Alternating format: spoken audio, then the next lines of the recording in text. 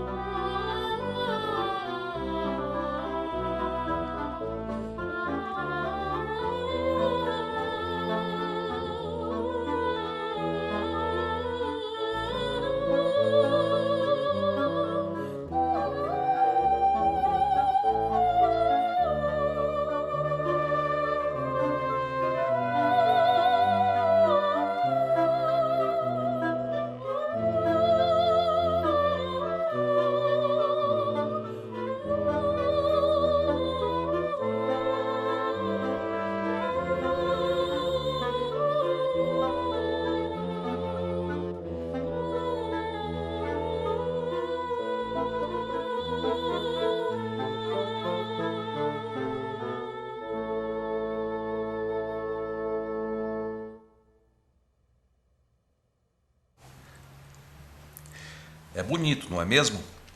A orquestra tocou duas músicas do grande compositor brasileiro Heitor Villa-Lobos: O Trenzinho do Caipira e a Cantilena das Baquianas Brasileiras número 5. Eu toquei o trecho desse filme porque eu gostei bastante da história, né?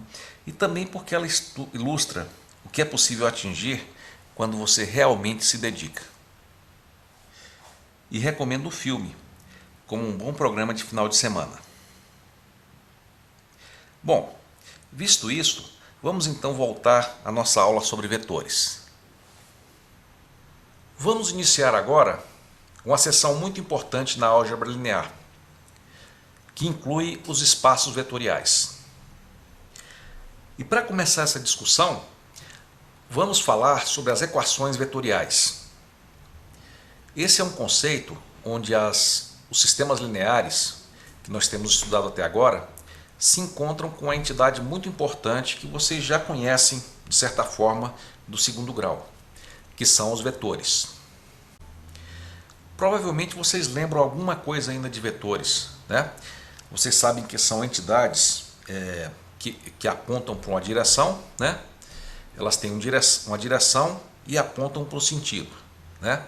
E elas também têm um módulo, não sei se vocês se lembram, né? Então, o vetor, por exemplo, um vetor pequeno é um vetor com módulo pequeno, né? Ele tem uma direção, né? Que seria a orientação dele, né? E tem um sentido, né? Por exemplo, aqui nós temos a direção que coincide com a horizontal, né? E temos um sentido para a direita. Aqui nós temos uma direção na horizontal e para a esquerda. Aqui temos uma direção vertical com sentido para cima, né? E direção vertical com sentido para baixo.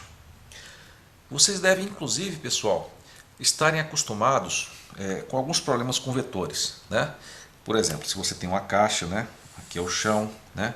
Aqui é uma caixa, né?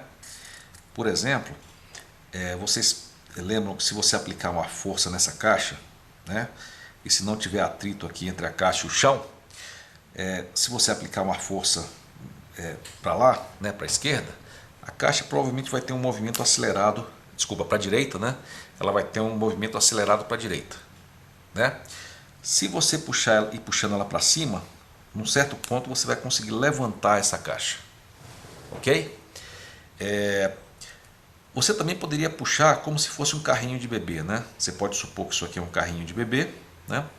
E você puxa, por exemplo, com um fio nessa direção, né? Para simplificar, eu vou até representar a força da puxada por um vetor aqui inclinado, né?